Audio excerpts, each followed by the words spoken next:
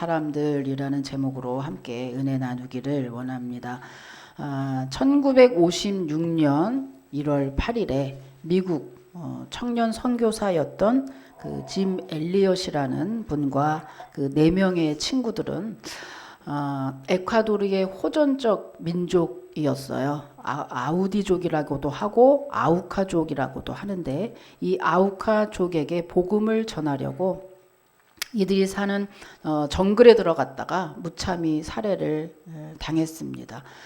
이 5 청년들은요, 어릴 적부터 선교사의 마음을 품었고, 또 선교사가 되기 위해서 3년에서 7년 정도 스페인어도 공부하고, 또 선교사가 되기 위한 갖가지의 훈련들을 다 해왔던 정말 엘리트 청년들이었어요.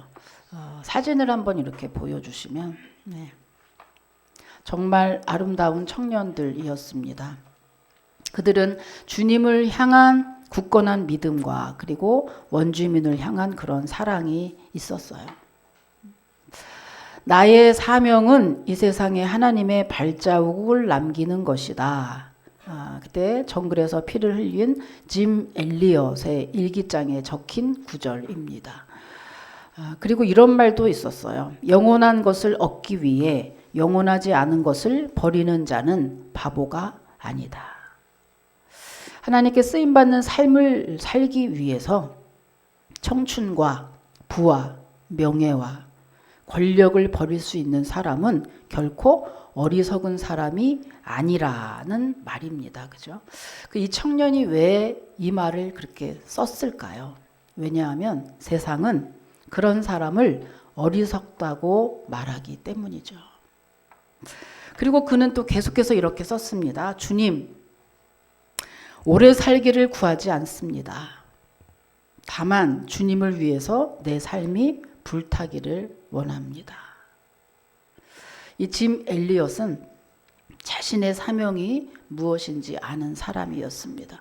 제가 이 영화도 사실은 준비했다가 시간 관계상 그냥 오늘 준비를 못했는데, 유튜브에 가셔서 영화 창끝이라는 영화를 보시면 이 실화입니다. 창끝.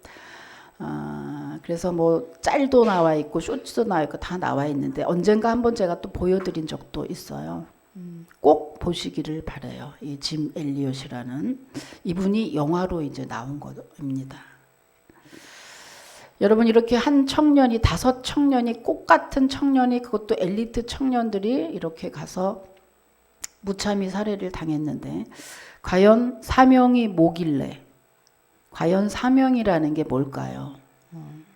사명이란 주님의 나라를 위해서 우리에게 맡겨진 일을 하는 것을 사명이라고 합니다.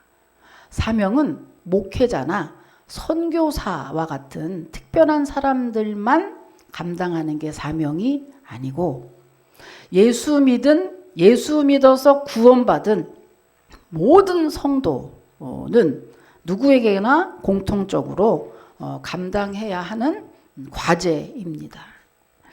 왜냐하면 예수를 믿어서 구원받았다고 하는 우리 성도는요, 예수님의 십자가의 은혜, 곧 대속이라 그러죠. 대신 죽으신 그 은혜로 말미암아 우리가 구원을 얻고 우리가 영원한 생명을 얻은 최고의 복된 사람들이기 때문입니다. 그렇다면 이 사명이라는 게 우리 모두의 지금 공통된 숙제, 과제라는 것인데, 과연 그러면 그 사명을 어떻게, 구체적으로 뭘 어떻게 하라는 걸까요? 확실한 답이 사도행전 1장 8절에 나와 있습니다. 자, 한번 읽어보시죠. 1장 8절 시작.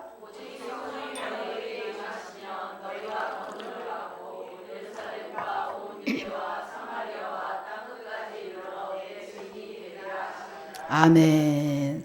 한마디로 사명이라는 것은 예수가 그리스도입니다. 예수가 우리의 구세주가 되십니다. 라는 것을 증언, 그죠? 증언, 세상 사람들에게 증언하는 증인으로서 사는 거, 그게 사명적인 삶, 그게 우리 모두의 사명이라는 거예요. 그렇다면 증인의 삶이라는 것이 구체적으로 또 어떤 삶일까요? 물론 증인의 삶은 구체적으로 이렇죠. 노방전도 하고, 그죠? 적극적으로 복음을 전하고, 선교를 하고 하는 것들, 그런 것들인데, 그런 것들뿐만 아니라 보통 보편적인 우리 성도들의 증인의 삶이라는 것은 각자의 삶 속에서, 각자의 우리들의 삶 속에서 예수님이 구세주인 것을, 그 예수님을 드러내는, 그 예수님을 할 수만 있으면 간증하고, 할 수만 있으면 기회만 되면 전하는 것, 그것을 증인의 삶이라고 해요. 나가서 막 전하는 것은 물론이거니와 우리의 삶 속에서. 그래서 여러분, 예를 들면 우리 연예인들 특별히 이렇게 연말이 되면 상 타고 그러지 않습니까? 그죠? 그럴 때 수상 소감 하죠. 하나님께 영광을 돌려드리고요 라고 하는 말을 하는데, 여러분, 그거 절대 쉬운 일이 아닙니다. 그 말 한마디로 인해서 안티팬이 생길 수도 있는 거예요. 절대로 쉽지 않습니다. 그런데 나는 크리스찬이에요. 나는 내가 잘됨으로 하나님의 영광 받게 하시는 그런 크리스찬이에요 라고 정말 전 세계적으로 공포하는 일이거든요. 그런 거, 그것을 뭐예요? 우리가 보편적으로 그냥 사는 것 같지만 그렇게 함으로, 그렇게 하는 것이 사명, 그게 증인의 삶을 사는 모양이거든요. 그런 거, 예를 들면 우리들 있어서 장사하는 분들, 장사하잖아요. 장사할 때도 어떻게? 나는 크리스찬이기 때문에 정직하게 장사해요. 나는 불법을 하지 않습니다. 나는 이렇게 너무 거품을 하지 않습니다. 그리고 성구 이렇게 가게에다가 걸어놓고, 나는 주일날 교회를 가고요. 나는 이렇게 불법적인가 이런 거 하지 않아요. 라고 말하는 거, 그렇게 삶을 사는 거, 그것이 증인의 삶을 사는 거예요. 이제 이 주보 뒤에 보면은요, 제가 어떤 미국에서 LA에 사는 북창동 순두부집 하는 분이 성공한 간증을 썼어요. 그분이 이제 그 얘기예요. 자기 가게를 통해서 나는 하나님께 하듯이 손님을 대하고, 하나님께 하듯이 내가 물질 관리를 잘했더니 하나님이 이렇게 복을 주셨다고 하는 그런 간증의 내용이거든요. 그런즉 여러분, 우리가 인생을 살면서 곳곳으로 어떤 물질도 그렇고 모든 것이 하나님이 주셨습니다라고 하는 청지기의 사명처럼, 그렇게 곳곳에 어떤 때는 장사로, 어떤 때는 내 삶으로, 어떤 때는 기도로, 어떤 때는 아름다운 말로, 위로의 말로, 사랑스러운 어떤 표정이나 표현으로, 이런 것들을 통해서 주님을 드러내는, 그것이 증인의 삶을 사는 것이고, 그것이 우리 기독교인들, 크리스찬에게는 공통적 과제, 곧 사명이라고 하는 거예요. 그래, 예를 들면 가난하면 가난한 대로, 아프면 아픈 대로, 잘 살면 잘 사는 대로 각각의 처소에서 각각의 삶을 통해서 예수님을 구세주, 예수님이 그리스도임을 드러내는 것을 우리의 그것이 사명이라고 하는 것입니다. 여러분, 사명을 영어로 미션이라고 해요. 미션이라고 하는 것은 뭐예요? 성도가 해도 되고 안 해도 되는 것이 아니고 반드시 해내야 되는 과제라는 거예요. 여러분의 삶 가운데, 여러분의 있는 그대로의 그 삶 속에서 어떻게 하든지 주님을 드러내는 증인의 삶을 잘 살아내시는 사명자 되시기를 주님의 이름으로 축복합니다. 네, 뭘 어떻게 특별히 뭘 하라는 게 아니에요. 우리가 왜 이렇게까지 해야 되느냐 하면, 여러분, 간이 망가져서 간을 꼭 이식해야지만 살 수 있는 사람이 있다고 칩시다. 그런데 그분이 어느 날 누구에게 간을 이식을 받았어요. 그런데 그것도 돈 한 푼 받지 않고 간이식을 받아서 그분이 살아났다고 한다면, 그분이 어때요? 일평생 동안 그 간을 이식해 준 분에게 생명의 은인이라고 감사하지 않겠습니까? 그죠? 그런데 간을 이식을 받아도 이 사람이 간 때문은 아니어도 언젠가 한 번은 사람이기에 꼭 죽는 날이 와요. 그럼에도 그 사람이 사는 날까지 그 간이식을 해줬던 분에게 늘 생명의 은인이라고 감사하면서 살겠죠. 그런데 하물며 우리는 허물과제로 죽어서 영원한 시간을 지옥에서 보낼 뻔했던 사람들이에요. 그런데 예수 그리스도의 그 보혈의 피를 흘려주시고 예수님이 십자가에서 돌아가심으로 내 죄를 깨끗하게 사해 주셨기 때문에 그 은혜로 나는 이제 죽어도 영원한 생명, 영생을 여러분, 이 땅 최호와 저리 가라죠.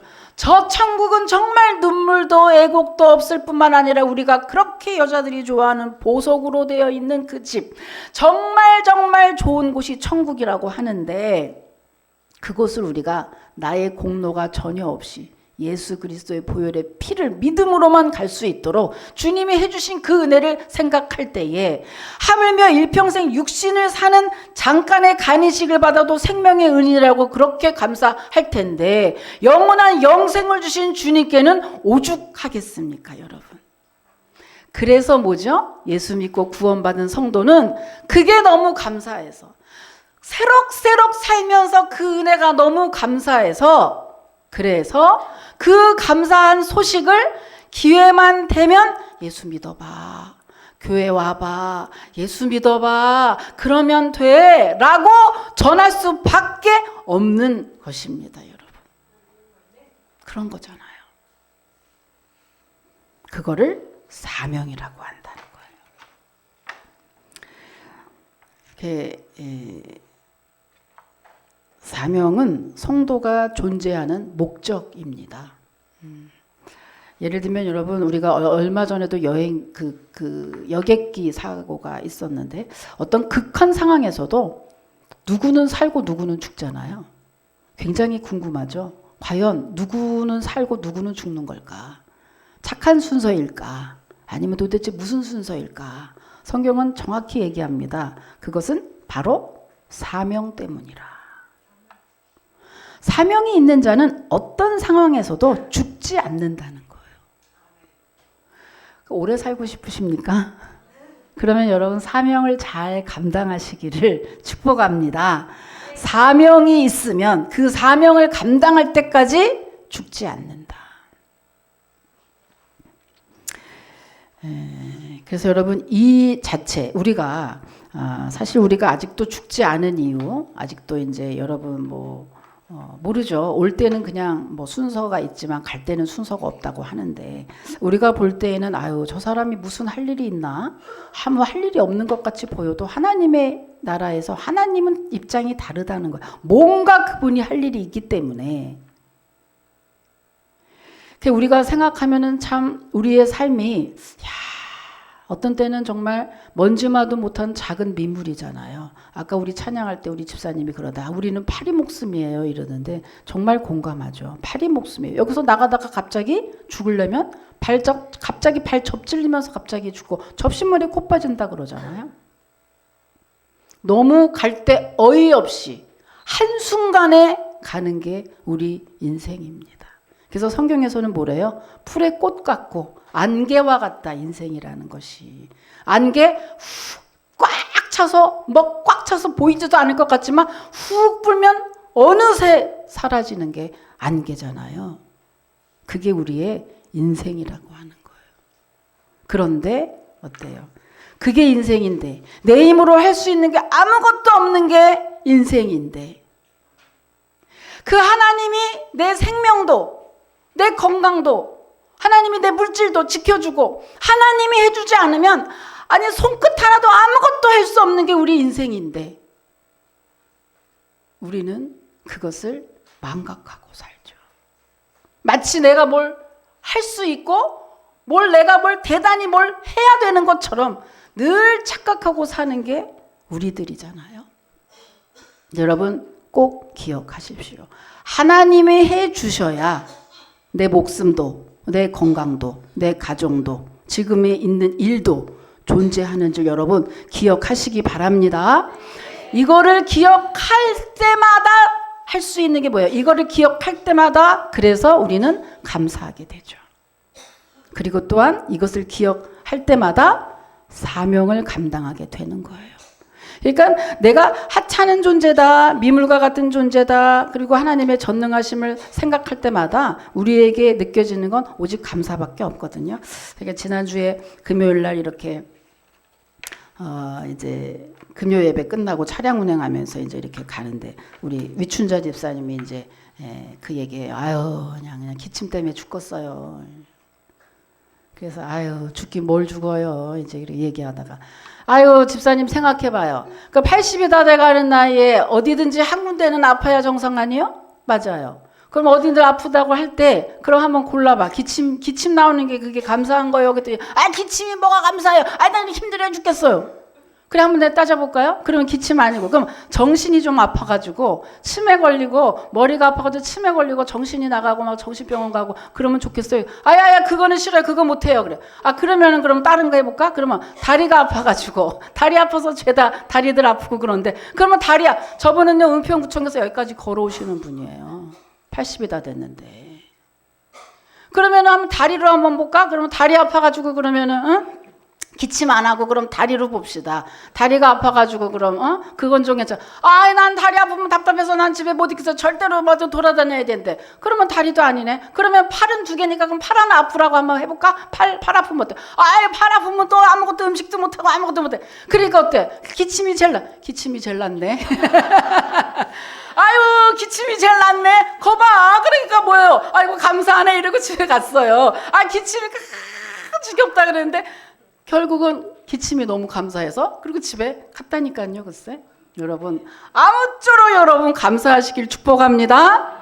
다 그런 거예요. 다 그런 거예요. 누구 막 답 안 나오는 사람은 나한테 와봐. 또 그렇게 해결해 줄게. 오늘 본문도요. 여러분 사명에 관한 얘기입니다. 사도 바울의 얘기예요. 사명 따라 살았던 사람 사도 바울의 얘기입니다. 오늘 본문의 내용이 이렇습니다. 사도 바울이 꿈에도 소원이었던 로마로 복음을 전하러 가게 됐어요. 그런데 자유의 몸이 아니라 죄수의 몸으로 가게 됐습니다. 275명을 태운 알렉산드리아호라는 배를 타고 거기에 몇몇 죄수들과 그리고 죄수를 호송하는 백부장과 그렇게 배를 타고 구브로 섬에서 시작해서 그 이태리 그 로마까지 그런 항로가 있는 그런 배였어요. 근데 이 배를 타고 이제 가는 중에 문제는 유라굴로라는 광풍을 만나게 됩니다. 근데 이 광풍을 만나기 전에 이미 사도 바울은 이미 이 광풍이 이 배에 올 것이라는 것을 예측했어요. 어떻게 예측했냐 하면은 9절에 보면은요. 여러 날이 지나 금식하는 절기가 이미 지났으므로 이렇게 돼 있거든요. 이게 무슨 말이냐면 사도 바울이 여러분 이게 지금 마지막 로마서잖아요. 마지막 로마로 가는 때잖아요. 사도 바울은 지금 이 지역을 1차, 2차, 3차 선교 여행을 통해서 전부 여러 번 다녀본 결과 이 시기쯤에는 금식하는 절기가 지난 이 시기쯤에는 광풍이 있더라라는 것을 이미 경험상 알고 있었어요. 뿐만 아니라 10절에 보면은 뭐가 써 있냐면 내가 보니 이런 말이 나와요. 그죠? 10절 내가 보니 뭘 봐? 아직 광풍이 오지 않았는데 뭘 보겠어요? 내가 보니 이 말은 기도해 보니 이런 말이에요. 기도해 보니. 자, 그래서 바울이 경험상 기도하고 두 가지 다 봤을 때 이 시기에는 꼭 광풍이 있더라라는 것을 바울은 이미 알았다는 얘기예요. 예측했다는 얘기예요. 그래서 뭐예요? 가지 맙시다. 여기서 더 이상 가지 맙시다 라고 막았어요. 그런데 뭐라요? 아까 읽어보니 백부장이 바울의 말보다 선장과 선주의 말을 더 믿었기 때문에 배는 멈추지 않고 계속해서 항해를 했던 거예요. 이제 여행객들이 275명 있으면 작은 숫자가 아닌데 그래도 이 여행객들이 아무리 있었어도 왜 백부장의 그 배에서 지금 백부장의 그 말이 중요한 결정권이 있는 이유가 죄수를 태웠잖아요. 죄수를 태웠으니까 죄수가 탈출하면 안 되니까 이 백부장의 말이 중요한 결정권이 있었어요. 그래서 이 백부장이 이제 어디 항해를 할 거냐 말 거냐 이걸 결정해야 되는데 백부장으로서는 자기는 또 배에 대해서 문외한이니까 누구에게 물어봤겠어요? 선장과 선주에게 물어본 거예요. 그런데 또 선장과 선주는 자기의 경험적으로 그거를 얘기해야 될 텐데 이분은 뭘 얘기를 했냐? 사람들의 의견을 들은 거예요. 그러니까 사람들이 뭘 알아? 사람들이 12절에 보면 뭐라고 얘기했냐 하면은 사람들이 아유 이제 미양에 가지 말고 베닉스까지 그냥 갑시다 이런 거예요. 베닉스까지 그냥 갑시다. 왜냐하면요. 미양이라는 곳은 굉장히 작은 항구라 200명이 중간에 그 배를 내리면 숙박시설이나 편의시설이 없었기 때문에 너무너무 불편한 거예요. 그러니까 사람들이 생각에 자기들은 오로지 그냥 편한 것만 생각하니까 베닉스라는 항구에 가면 거기는 크니까 200명 좋게 넘은 사람들이 숙박시설도 편의시설도 다 되어 있었기 때문에 불편함이 없었던 거예요. 사람들은 오직 눈에 보이는 그것만 생각하고 지금 베니스까지 갑시다 라고 얘기한 거예요. 그런데 백부장이 결국에는 선장과 선주는 사람들의 말을 들었고 백부장은 선장과 선주의 말을 또 들어서 바울이 했던 이 말, 지금 순간에 죄수인 이 바울의 말을 듣지 않고 무시하고 이렇게 항해를 했다가 결국은 유라굴로라는 광풍을 만나게 된 겁니다. 이 사람들이 우리들도 그렇죠. 여기 있는 배에 있는 사람들뿐만 아니라 우리들도 언제나 참 날씨도 풍랑도 생명도 다 하나님이 주관하시는 것을 우리가 망각하기 쉽습니다. 그죠?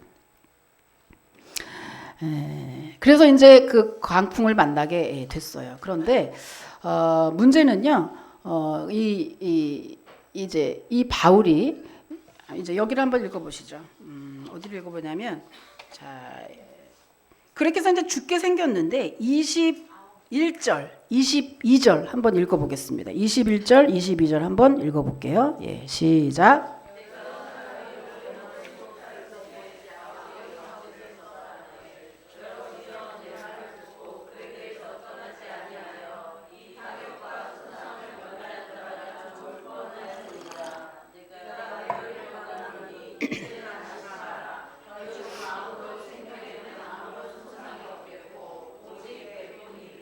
네. 지금 이 유라굴로 광풍은요, 이 시기에 오는 가장 사나운 광풍이에요. 그런데 이것이 한 번 왔고 끝나간 게 아니라 여러 날 동안에 있었고, 나중에는 뭐예요? 20절에 보니까 결국에 배가 파손했고, 해도 별도 보이지 않고, 구원의 여망도 끊어졌다? 이 말은 뭐예요? 다 죽게 됐다 이거예요. 다 죽게 생긴 이 마당에 신랄 같은 희망의 소식이 들려요. 이게 뭐예요? 사도 바울이 밤사이에 주의 천사가 사도 바울에게 나타난 거예요. 그래서 뭐라 그래요? 야야야 안심하라 안심하라 너희의 모든 사람의 생명은 손상이 없겠다. 이 아주 정말 놀랍고 반가운 소식이 들려온 거예요. 여기서 우리가 중요한 점을 하나 고를 수가 있어요. 하나님이 왜? 하나님이 왜? 지금 그 문제는 뭐죠? 275명의 그 생명이 바울 때문에 살아났다는 거 아니에요. 하나님이 바울 때문에 이 사람들을 살려주겠다고 얘기한 거잖아요. 그럼 왜 하나님이 왜? 지금 살려준 이유가 뭘까? 왜 바울을 하나님께서 살려줬을까? 21장 말고 24절에 보면 답이 나와 있어요. 자, 24절 한번 읽겠습니다. 예, 4절 시작.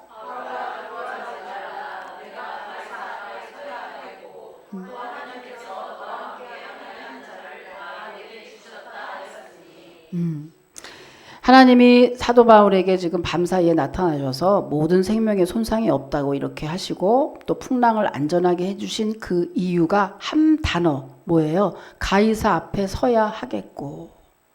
가이사 앞에 선다는 이 가이사는요 로마 황제를 말하는 거예요. 그런데 지금 이 사도 바울이 왜 이 말이 나오게 됐느냐 하면 사도 바울이 지금 로마에 재판을 받으러 가는 중이에요.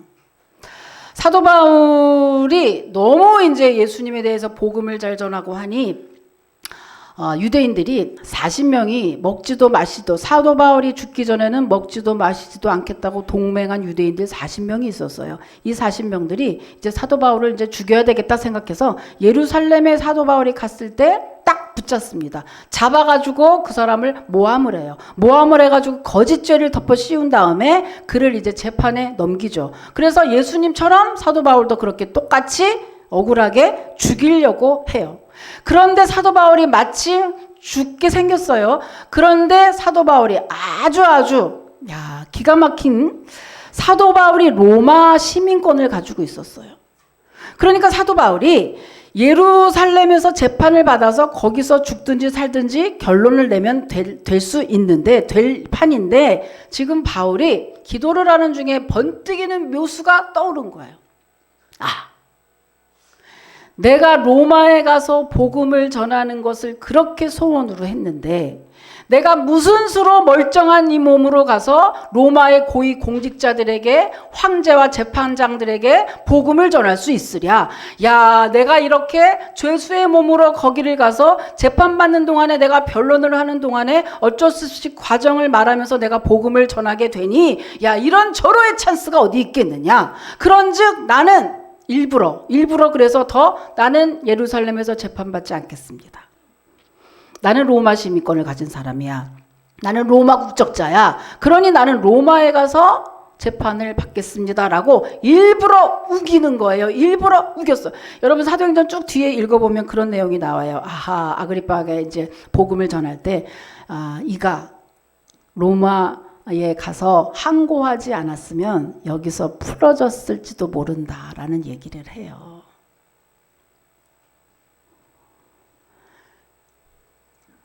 바울이 로마로 가는 것은, 그 로마에 가서 복음을 전하기로 그 소원을 했잖아요. 그것은 그때 당시 로마가 지금 미국과 같은 그런 위치입니다. 그래서 로마에서 로마 사람들만 뒤집어지면 전 세계로 복음이 갈 거기 때문에 그거를 생각해서 바울이 로마에 가서 복음을 전한 것이고, 사실은 지금에 와서 보면은 그 바울의 계산은 적중했던 거죠.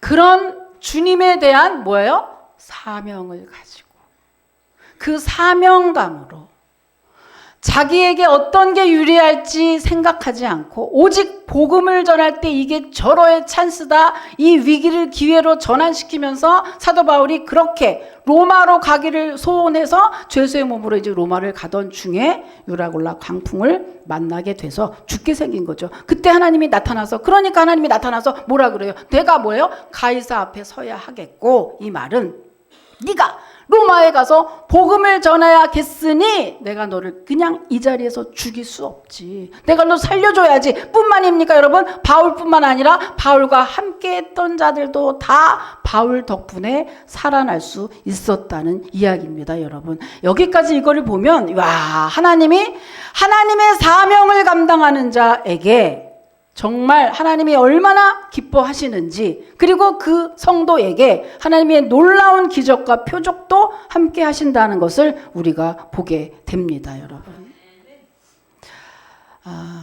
그래서 제가 늘 얘기해요. 여러분 기도할 때, 우리 이제 김상현 집사님이 5월달에 간증할 때 한다고 하는데, 여러분 꼭 기도할 때 하나님 나 팔 낳게 해주세요, 낳게 해주세요, 이렇게, 예를 들면 우스갯말로 팔 낳게 해주세요 이렇게 기도하는 사람이 지구촌에 얼마나 많겠어요. 그럼 하나님한테 어필하는 방법이 뭐겠냐. 다 하나님 나 팔 낳게 해주세요, 하나님 나 돈 좀 주세요, 이렇게 기도하는 사람이 지구촌에 얼마나 많겠어요. 그럼 하나님한테 딱 어필할 수 있는 방법을 알려주는 거예요. 그 방법이 뭐냐, 바로 사명과 직결해서 기도해라 이거예요. 그게 무슨 말이냐. 팔이 너무너무 아파요. 하나님 내가 교회에서 꼭 시계밥을 내가 줄 테니 이 팔은 꼭 있어야 돼요. 이 팔 꼭 낳게 해주세요. 이렇게 기도해라는 얘기예요. 하나님과 교회와 연관지어서 꼭 사명을 앞세워서 기도해라. 이거는 거짓말로 하라는 게 아니라 실제로 그런 삶을 살아라. 그렇게 하면 하나님이 정말 놀라운 축복으로 여러분 함께 하신다는 거 여러분 믿으시길 축복합니다. 기독교 잡지 중에요. 2005년도 7월호에 낮은 울타리라고 하는 그 잡지에 나온 이야기인데, 실제로 대한항공의 기장 출신 성도의 간증문인데요. 이분이 신혼부부 61상을 포함해서 153명의 승객을 태우고 괌으로 이제 처음 운행하는 날 일이 터졌어요. 괌에 이제 착륙을 하려고 관제소에 메이데이 하고 이제 여기 이제 착륙하겠다 준비해라 하고 딱 하는데 기관사가 기관장님 큰일 났어요. 그래서 왜? 그랬더니 여기서 뭐 이 말이 하이드롤릭이 안 된다. 새고 있다. 이게 지난번에 우리 그 여객기 사고랑 똑같은 거더라고요. 유압 장치가 안 돼서 바퀴가 내려오지 않는다는 거예요. 그 바퀴가 내려오지 않을 때에는 이제 동체로 착륙을 하면 비행기가 두동강이가 나고 모든 전원이 사망할 수 있는 그런 게 있기 때문에 이제 지금 아주 정말 절제절명의 위기 가운데 있습니다. 그때 기관사하고 기관장하고 둘 다 크리스찬이었대요.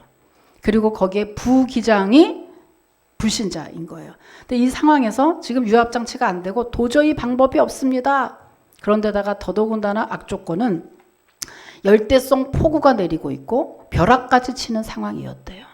이제 죽었구나 할 때 마지막으로 주님께 기도한다고 이 기관사하고 기관장하고 앉아서 기도를 합니다. 기도를 하고 그리고 부기장이 이제 보고 있죠.